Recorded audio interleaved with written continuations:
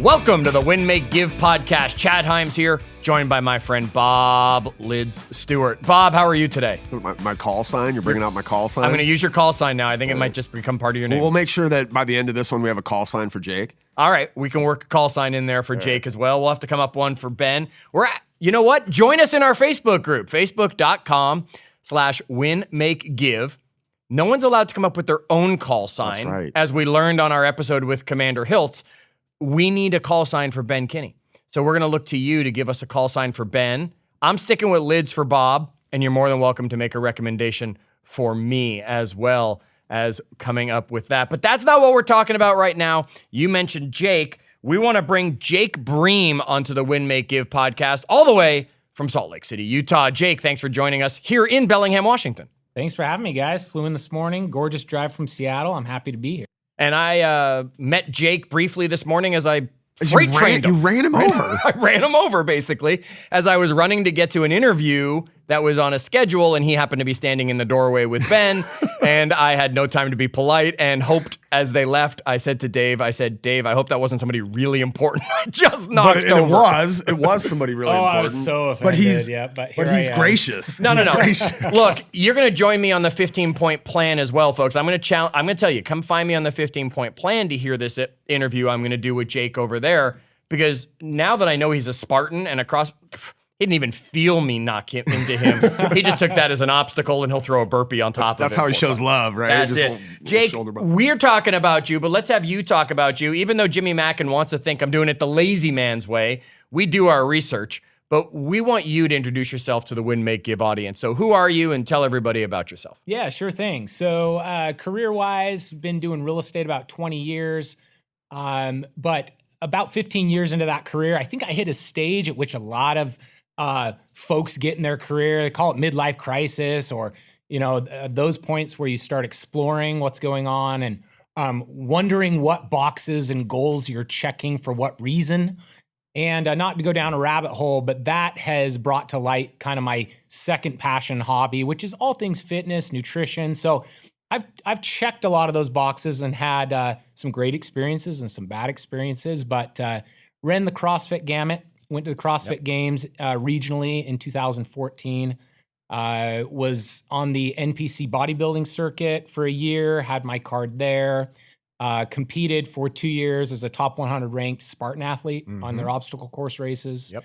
And then just educationally have spent a lot of time with my wife and 4 kids, 2 dogs in Utah, being super busy, but also exploring kind of the merge of science and MD world and this hippie meditation, spiritual energy world. And what really fascinates me is how right now, 2021, those worlds are merging together. In other words, we're seeing a massive convergence with science and technology that's beginning to explain some of the things that are going on with us physiologically in fitness and nutrition that the medical world couldn't explain forever. And I look forward to pursuing that conversation on the 15-point plan. So, folks, make sure you have checked out 15-point plan podcast. You can find it at winmakegive.com or anywhere you get your podcast. Yep. Just search for it. Jake, you have had a 20-year career in real estate, but it hasn't, and you still today are a practicing agent. You sell residential real estate. Yep. But you've also kind of built some other businesses, some streams of income along the way. So I think of any real estate agent as an entrepreneur. Like you're a solo, you're out there making it happen or failing on your own for the most part, right? Sure. It's a natural pathway for a lot of type A personalities to go and like do other things. Tell us about some of the other things that you've done kind of around real estate or related. Earlier in my career, I was also getting a graduate degree. So I got an MBA at a local college in Salt Lake City, Utah called Westminster. And I fell in love with that scene. My undergrad, I didn't really create friendships, and I was just get the degree and get out. And then in graduate school, I created some. And so I started, I gave back to the college. So I was on the board for 6 years, and I taught a lot of MBA students as an adjunct professor. And I would get that same kind of question all the time. They would say, well, folks in sales are often entrepreneurs as well. And I think real estate attracts, you got to figure the compensation model is independent contractor, 1099. So it does tend to attract people that can chase a squirrel or chase another business idea and venture. So I did that quite a bit, had a lot of failures. We probably don't have time to dive into all of them, but I'll tell you some of the successes. An underlying goal of mine that started surfacing in my mid-30s was to create 50% or more of my income through ancillary businesses. Now, real estate people just say cash flow. And I had some investments. I owned some rentals and things and vacation rentals at the time. But more than that, I wanted to have some ancillary streams of income that were tied to ancillary businesses or core business services to real estate. Owners of real estate companies quickly jumped to title and mortgage. For me, I call myself the gap generation. I know we have millennials and boomers, but if you're of the age demographic right now, you're between 35 and 45, I'm going to argue you're neither. Damn. You're part of the gap generation. I missed. Or they call us Gen X, right? Or yeah, like Gen X. maybe. So why did I come up with the phrase gap? The gap generation has one unique super skill, and that's the ability to turn to your right and speak to an audience of boomers, because in high school, I didn't have a cell phone. Right. Yeah. But then shift gears and in the same conversation, speak to a room of millennials, because tech should have been relatively easily adopted for you if you're in that age demographic. Yeah, for sure. So you know the pre, you know the post. And you can apply that to almost any industry. So I know that's a long-winded answer to your ancillary business question, but I was looking for businesses that would support the tech in my profession that could also address the gap generation specific things. So perhaps the easiest one to talk about is our software company called Digit, DIJJIT.com. It simply helps doctors who are relocating for a new hospital contract across state lines get lined up with a lender and a realtor in that new state they're going to. So we have realtors and lenders who are specifically trained to doctor-specific needs in their local area. Commute times to hospitals. Certain doctors may not know this, for ER hospitals have designated commute times. They have to be 20 minutes or under in their housing from the hospital. So we went around the country, identified those markets, got agents that could support them. And from Utah, we refer out a couple hundred doctors a year. Wow. That's amazing. Now, you said, we don't want to talk about all the failures because that could take a whole 3, 4, 5 episodes. Yet, I'm going to bet if you took a second and thought about all of the failures that were out there, there's probably a common theme other than you, right? Other than, me, I'm the guy. There's probably a common failure or a common theme that's in there. What is it, and what's the lesson you've learned from the failures you've had along the way? Yeah, that's a great question, man. Perhaps the number one question I got from young, hungry MBA minds when I was working on the board of this college post my graduate degree was that'd be MBAs, right? MBA students, they're entrepreneurs by nature. And they were always focused on the idea. Man, if I came up with a great invention, or if I came up with a better way to do this and patent it.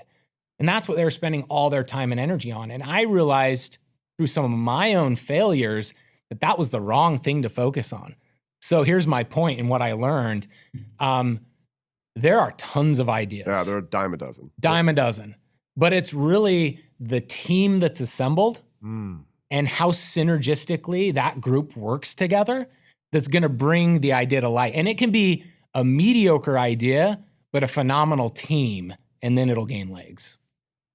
Love that. Yeah. Love that. Execution. Ideas are everywhere. It's executing on those ideas that. Sure, we all have matters. ideas, and we all can come up with the next Flugelbinder or whatever the thing at the end of the shoelace is from Cocktail. Speaking of the gap generation, I'm like a huge Seinfeld fan. I was like conjuring up this image of Kramer. There's an episode where he's like, that was my idea back in '82.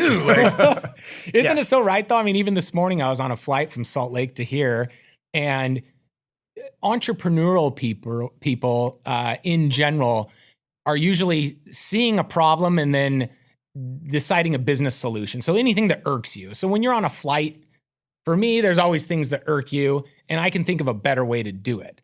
But back to our point, ideas are a dime a dozen. I could come up with 10 of those on a flight. Right. But unless a good team's assembled and that's really has a synergistic team working together that puts it to fruition, it could be the best idea ever. It's not going to gain legs. Okay, so in the world of baseball, for some reason that one came to me first, you put a good team together, everyone still has specialties on the team.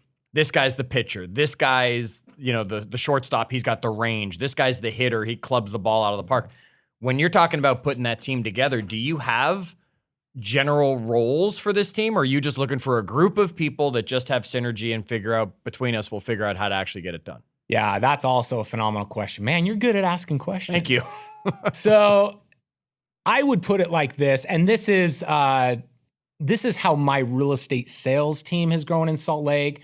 We're always between first, second, and third place over the last decade in our market as far as production goes. Congratulations. So I think we do okay. But we're often criticized for the way the team's assembled. Most other top producing teams, and I've had a look at many other teams around the nation, they have strict cold calling scripts or strict onboarding scripts and or really dialed process. I'm not knocking any of that. Our style in Utah has been much more organic. So to answer your question and maybe making the baseball analogy, my belief is that if you get people together with the same overall goal or intention, and then the leader's job is to identify the unique skill sets. Who's really going to do the best at shortstop? And it's not always just their physical attributes. It might be their mental state or, how jazzed they are about the game. But if they're all excited about the game, and then the leader can do a phenomenal job at putting the right players in the right spot, I've found it usually works out. So our style, applying this to real estate in Utah, my team has no contracts, no independent contractor agreements. I don't give a split schedule to a new agent when I bring them on. But I more just try to get to know them. This takes time. This is like the long tail approach to employee engagement. You're using Bob terms over there. Bob just lit up. Oh, long tail. Right? But you got it. And once you get to know them, a good entrepreneur should be able to put them in a work setting that motivates and inspires them. And if that's the same direction the entire team's going or the same direction the ship is rowing, it doesn't really matter what you're set out to do. You're going to accomplish it. It's funny. The way that we hire inside of our organization, I'm constantly having people show up in my email or pop up on my text, and they're like, hey, I've been interviewing with Ben or David, and they said I should reach out and talk to you. And when I get them, like we do these Zoom meetings or whatever, when I get them on the Zoom, I'll always ask the question like, so, what opportunity are you exploring with us? And most of the time they're like, I don't know. Like they've talked to Ben, they've talked to David. There's all these opportunities out there, but we're just looking for talented people, right? We're not trying, like you said, how in the first day, week, month of knowing somebody could I know like what's going to be that fit for them in my organization? And Sure. I learned that. Yep. But we're just looking for talented individuals. Sounds like you're this similar. Yeah, I mean, that even nails why I'm here today. I've had a couple Zooms with Chris Suarez and Ben Kinney, and we said, hey, we think about the industry similarly. Oh, wow, you've had some software startups, so have we. Let's talk shop. So I had zero specific intentions. I asked you that when I got here, like, what are you doing here? And you're like, I'm here. We're gonna mix it up. He was just here to get run over by me at a door. That's the only reason. Like, we're gonna chop it up, right? We're gonna figure out like where there might be some synergies and and just here to do a flight right before I do a race, so that's gonna burn me out and that's always dehydrate good me for and you. all that. Yeah, absolutely. Okay, so in these businesses and on this team, and from our conversation just before we started recording, you mentioned that you work with a lot of family, a lot of friends. That's who your team ends up being. Yep. Okay, so this was just asked recently in our Facebook group. Talk to us about working with family, with friends, with partners, spouses, siblings. How do you hold them accountable? How do you still love Thanksgiving dinner with your family? How do you do that and have that counterbalance of being partners in work and partners outside of work? Yeah, great question. So I have, first of all, my father-in-law is my backyard neighbor. So I get asked all the time, how's that? And I tell Hopefully people— you have a really big yard. our river separates us, but we built a bridge over the backyards. That's nice. You know what? I love it though. It's so convenient for my kids' ages and they can run back and forth. But he's the same guy that when I married his only daughter, and was starting my real estate business. And in my first year, I teamed up with a high school buddy. And we were kids, but we thought this will be funner to do together. Celebrate the wins together, but also commiserate the lows together. We didn't know what we were doing. And my father-in-law at the time said, partners are a bad idea. And it always leads to business divorces and, drama and things like that. So that always stuck with me. Fast forward 20 years, both my brothers have worked with me. My brother, just 2 years younger, still works actively with me every day in the office. We got my dad into the business. He works actively with us. My best friend from elementary school is my right-hand team manager. My other best friend from high school that I started with 20 years ago when my father-in-law gave that advice is still my partner. Now, look, we see the world very different. And You were telling me earlier he hates your voicemail. he hates my voicemail. Business partner. Yeah, I know we disagree on a lot of things, but that's the key, is finding people that you surround yourself with that, yes, have the same vision and direction, but will do the things you don't want to do. Or they're even passionate. They're passionate about doing the things you don't want to do. So when I use the word organic, and I'm not sure that's the best vernacular to describe how we've grown, but in this world of no contracts, this or that, I think it's easier to know people and have a leg up if you already have a relationship with them. Mm-hmm. For example, my team manager that was my best friend since 6 years old, he had a career in insurance and had climbed the corporate ladder as high as he could at one of the large insurance firms in Salt Lake City, Utah, and came to me when he actually had a family and kids and the stakes were high. And he wanted to go into real estate, 100% commission, 1099. He had no clue how it works. But I knew his strengths as a friend. Right. And so I knew I could mold him quicker than somebody I just met or somebody I just interviewed. So this might be different, and I'm not knocking other ways that people grow businesses. But for me, I find it faster to grow with people I already know. Okay, but you mentioned dad in there. You mentioned your brother. Now, is your brother your older brother or your younger brother? Younger. Okay, so younger brother, whether he likes it or not, already has been pushed around by older brother for years. He's got that built in. As an oldest brother, this is true. Right. This is true. I'm the oldest too. Yeah. But dad was dad. Mm-hmm. How do you work in a relationship with dad there where you're the boss when it comes to it? How do you bridge that relationship that when you walk out, he's still dad? Yep. But when it's coming to work, it's like, no, I'm in that position and you're down here instead. Yeah. Luckily, my dad's a super cool dad, and he was a photographer. Y'all know what happened to that industry. He was one of the top photographers in the Intermountain West, family photographers, weddings and things like that. Now we all have a camera in our hands. In a matter of 5 years, he watched the entire business get disrupted. Oh. And he was on the forefront of tech in his industry, yet still got so disrupted so quick that his early editing digital Mac computers and Hasselblad cameras that he spent a couple $100,000 on were worth $2,000 a couple years later. And during that same time frame, he divorced from my mom. And so it was kind of this, and I was just getting into real estate. So it was career changing all over the place. My brother and I were upset with dad for a season. But a decade later, he came into our world as a loan officer and started doing loans for us. A little side note to that story, we don't really use him for lending anymore because we've created our own solutions. But knowing his strengths and the way he caught up to speed quickly in the industry with us surrounding him, we are able to put him into other positions in our businesses. So honestly, for the most part, my family dinners aren't awkward. The only criticism we get is from our spouses saying, hey, we don't need to also talk business at home because you guys are always talking business all day. All right. Do you guys deal with look, I've got brothers and family. I don't work with them, but I would imagine when you're working with family, you have to deal with any issues that come up or any like really fast. right? Like you can't let those things build up. If there's any resentment anywhere, like I'm assuming it gets dealt with pretty fast. Is that the case? Yeah, that's a great question for your listeners that are that ask that question maybe on your Facebook page. I think that if you don't address those things the day they come up, like I have a saying when it surrounds money. So in real estate, a closing happens and a commission check comes in. And although Utah Cribs, that's the name of our team, has a split schedule, that's a percentage at which everyone would be paid. I am famous for teaching new people that we don't follow our own pay schedule most often. I know this may sound confusing to listeners, but follow my point here. The reason for that is what you just addressed. I've found that if you predestine how money's going to be split up, like that's another MBA problem I had with MBA entrepreneurial students all the time.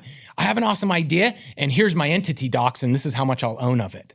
I'm like, bro, you haven't made any money yet, okay? So this is similar to working with family. I just told a new recruit this last week. I said, I could hand you a split schedule, but I've learned every deal is different. So how do we deal with that? Point is if you're all going the same direction and enthused about it or excited about it, it's not too tough when money comes in to have that hard conversation if you feel rubbed wrong. As long as it's handled quickly, I can honestly tell you in 20 years, I've never had a blow up about money or splitting of revenues with any partners. I've had some difficult discussions, yes, but they're resolved in that one discussion, 5 minutes, 60 minutes, however long it needs to be. Everyone walks out of the room happy with how we worked out that compensation. All right, so now I'm going to do what Bob always is amazed, where I can take one thing and then segue us over to something else. You just mentioned this discussion. So we want to get into a conversation on discussions and communication, because you've also mentioned that the gap generation that you feel, Gen X, I think, is basically around that time. I get to still say I'm Gen X at least. Oh, I don't know, Chad. I am. I qualify as Gen X. I've looked it up. Believe me. All right. You said they can look to their left and talk to the baby boomer. They can look to the right and talk to the millennial and have that conversation that survives. And you mentioned to us before, you said, look, it's one of the classes you teach a lot. You talk about this a lot, where salespeople in general, and heck, forget salespeople, parents to their kids, kids to their parents, whatever generations you're in, we're all having to have those multiple chameleon-like moments. Feel free, bash the boomers. What's the challenge with them? Bash the millennials. What's the challenge with them? And then give us some solutions on how we can communicate better, whether it's in sales, whether it's just in relationship, whatever it is. Sure. So I've taught this class around the country for 5 years. The title is Dear Boomer, Please Communicate. And before I even start speaking, I have a slide that has the stop sign and it says, you'll be offended. And I get boomers kind of joshing with me in that class just by age demographic before we even start every time. And the premise is simply this. I got put in the millennial category, even though I'm not. I'm Gen X as well. Right. But I got put in that category a lot by my dad and his friends, or my backyard neighbor father-in-law and his buddies and uncle. And we would have Sunday dinner conversations where they were constantly saying, well, Jake, you don't answer your phone. I said, well, it's not that I'm not working. I'm in live conversations a lot. I'm also replying to email and all these other communication tactics we all have these days. And so these led to some really healthy, long discussions that got heated. And so it kind of became a passion of mine. And I started researching some Harvard study reviews around text message responsiveness and newer ways people are learning to communicate. In fact, the National Institute of Psychology is currently trying to diagnose a social media disease around the idea of FOMO. Now, when I first heard FOMO, the acronym for fear of missing out, like a decade ago, I was like, oh yeah, that's funny. But if you really think about it, they're about to diagnose this as a disease. Why? Well, I have young kids now, and they're obsessed with just looking at what friends are doing on Friday night digitally, even though we all know that's probably mostly kind of fake. Almost always. Or if people are posting about how phenomenal their current dating relationship is going, they're about to break up. Right? So I know I'm speaking facetiously here. Or how good my ribs looked on the grill. They probably really Right, weren't. yeah, but they looked good. Or you had to hurry and edit that photo. Yep. So we're in this world where communication and responsiveness is expected to be immediate. There's all these different platforms. And wasn't this tech supposed to help us communicate more efficiently? Right. Wasn't it supposed to give us more free time? And if you talk to most people, like, no, now I'm like in live conversation whilst also responding to a text, while also supposed to be answering a call, and somebody's pissed because I didn't pick it up. So my class spends a bit of time saying to boomers, okay, well, yes, this millennial didn't answer their phone and that's really pissing you off. And I've heard a lot of boomers say, well, you know what? I just want to have a conversation with you because I can't convey emotion via text. Mm-hmm. So I'll say to them, have you read Shakespeare? Shakespeare didn't even have emojis. Like, we have emojis today. That's where we get the emotion. I mean, Shakespeare could convey emotion with just words in type. Yeah. Right? And we've done that throughout history. In fact, the original form of communication was hieroglyphics, right? That's and all emojis. All emojis. Right? Just emoji after emoji. And they wrote pictures just to tell stories. That's right. Okay? So point is, we can convey in different ways. The question for today's communicator is, what form or style meets the situation? Mm-hmm. And that's another passion of mine, is going, all right, I need to be efficient. It's a Monday morning. I've been out of town. I got to pump through these emails and texts. And what conversations warrant a phone call? What conversations warrant in person? And I truly believe that as a business community, and this is all forms of businesses, as a business community, if we could up the ante, if we could get savvier about which communication style to use when and what's appropriate, and we followed those rules by and large as a society, the tech would serve as an improvement to our lives, not a distraction. It's interesting, you know, like you and I don't know if Chad is, but he claims he is. We're in this interesting position where we look left, right? The boomers are over there. They love to talk on the phone. We look right. There's the millennials over there. They don't want to talk to you on the phone. Nope. We can be that chameleon where it's easier for us. I don't know that it's super easy for a boomer to say, all right, let me chameleon over because I got this client that's a millennial and they always want to talk to them. So we're uniquely positioned. How does a boomer or a millennial figure out that, you know, because the millennial doesn't want to talk to you on the phone. That's not even a thing. For sure. I love that. My wife's uncle is a really type A red personality, top sales guy for Cisco, corporate tech around the United States, loves the phone, is very, very people-oriented, very people-friendly, but also kind of really one of those in-your-face sales guys, if I'm describing the personality correctly. And him and I have had a lot of heated debates around this. And so I had to take him back through the history to answer what you just asked. And here's how I give the short history. His name is Reed. I say, look, Rito, I understand why you love the phone. The most famous sales book in the 80s, when you were at the peak of your career, was The Art of the Sale, okay? And man, mobile phones, in fact, the brick that was first inserted into the BMW Mercedes was in your car. So it's no doubt that you love that. In fact, that's your number one most effective money-making tool in your career. And then Bluetooth came out. You're gonna have that earpiece in your ear all the time because it's just an extension of phone. So I have compassion and understand that you created a career off it. Here's the reality though. Times have changed. Now don't take Jake Breen's opinion for it. I can prove it to you per Harvard Study Review. When did we start changing cell phone comp plans from minute usage to data? Early 2000s? I'm not Yeah, sure. well over a decade, right? Sure. Okay, if industry follows money, then that's the point at which other forms of communication became as important or perhaps more so than phone. The world went that way. Cell phone companies, billion-dollar corporations decided, no, we're going to sell data, not phone minute usage. Yeah. So for people in business or sales folk these days, or just in general, as you put, Chad, communicating with your family, the key becomes if you want to be a most effective communicator, we now have so many tools at our disposal. Which one should you use for which situation? And I think that's a little personal. It's not always factual. I couldn't create a a one-page cheat sheet for people and say, Right. this is best. But I think when your habits and style meet what you truly believe and you're effectively communicating to people, then you in turn create deeper relationships, grow your own sphere of influence.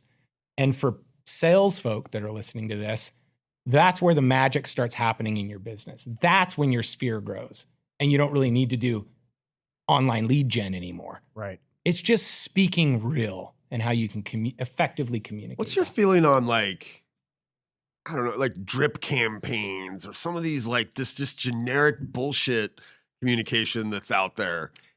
You know, Peter Diamandis, he's a real futurist thinker. He's the founder of SpaceX, X Prize, Singularity University. He's buddies with Elon Musk. He's probably my favorite read over the past year. His most recent book came out right before COVID. It's called The Future is Faster Than You Think. It's phenomenal. Anybody listening should at least download and listen to it. It'll blow your mind. He goes through each industry and discusses what the future of that industry looks like. But his point in the book is, his overall point is twofold. One, if you think the past decade, 2010 to 2020, tech and changed fast and things moved quickly, just wait for the next 5. And the reason for that is a term called convergence. I think we as a globe, or especially here in the United States, we are asleep at the wheel in paying attention to convergence. What I mean by that is we are on the cusp right now of big data, all these communication AI, opportunities overlaid with AI. And as soon as AI is no longer hokey, but it gets good. I don't know if anybody's gone out and seen Ryan Gosling's new movie, Free Guy, but the premise is that Ryan Gosling's character wakes up in the movie. Ryan Reynolds. Ryan Reynolds. Oh my gosh. That's okay. Big difference. You got though. me, dude. Big difference. Oh, we got to re-record this whole thing. Yeah. So, big difference, man. How can I fault Deadpool? The Notebook? You're a Notebook fan. Notebook versus Deadpool right there. Yeah, I think Deadpool's cutting him up a few times. Yeah. You nailed it. All right. So when AI no longer becomes hokey, when I want to stop yelling at it as the computer answers that I'm getting, things like that. Yep. And you overlay that with big data, man. It's all converging right now. So industry's going to get so much smarter. So if we apply that to what we were just talking about in communication, my quick answer to your question, I personally feel like consumers are getting jaded. We're all getting jaded. Sure.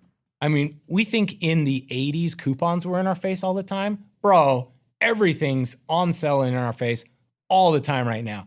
In fact, they're serving up what you think you want in your Instagram feed before you know you before thought you you know wanted you it. need it, right? Yeah, Because we were they're talking reading your about emails. that the other day. We'll have a conversation just here in the podcast room, just us talking, and in moments, Bob's getting ads for it on his Facebook or his Instagram feed because they're listening. We know they are. I don't even know that they need to be listening. They're not necessarily listening. They just Watch know your so patterns much enough. about me. Right. And when they know enough and those algorithms get better and better, they can serve you up more specific to what the algorithm thinks. And the communication can become more real. Yeah. Right? Like this drip communication today, it is canned, it's fake, and everybody's jaded by it. They know it's not real. They know it wasn't meant for me. It was meant for everybody. But that's not going to be the case in 5 years. It's going to get better and better. So I think when I have this conversation with a group of top producing sales folk, everyone gets nervous. Like, this is going to disrupt my They're going to career. replace me with a computer. Right? Yep. Right? So here's what I would say to that. And it's piggybacking on what you just said, Bob. If we get crystal clear on our communication, and if relationships still matter, when everybody went home from offices during the early days of COVID, I own 4 office buildings with a partner, multiple employees, and one of our buildings has 13 dentists, and 9 of them asked for rent relief. And so we went, oh no, we're going to go BK in all these buildings. And my business partner was going down this doomsday rabbit hole. Something inside of me told me that people still want to connect live. So now I'm sounding old school. People who hear this are like, you talk about Dear Boomer, please communicate. And now you're talking about meeting person to person, face to face. The overall point I'm trying to make is I don't think in relationship building, anything beats real talk. And algorithms are going to get better and better at servicing up what they think we want. But we're going to create relationships if we can have real connections and real talk with people. And I still don't think a hologram or an algorithm, even though they'll get better, is going to replace that. Yeah. You know, it's interesting. You said in there that we're going to go BK. What you meant there was bankruptcy in that situation, right? When we say we're going to go BK, You're going Ben Kinney? we're going Ben Kinney on it, right? Whatever that necessarily means in that situation, we're going to go BK. All right, I want to put you on the spot here, Jake. It's not scary. I want to put you on the spot because here at Win, Make, Give in this season, we're living up to that give, and we are making donations to charities on behalf of our guests who come and join us with each episode.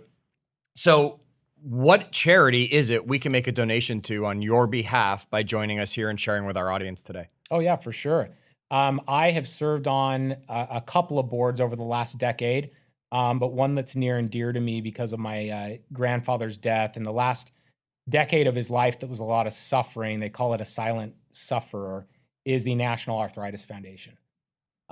There's so many great causes out there, but I personally witnessed him slowly get decrepit and deal with day in and day out pain with very severe rheumatoid arthritis.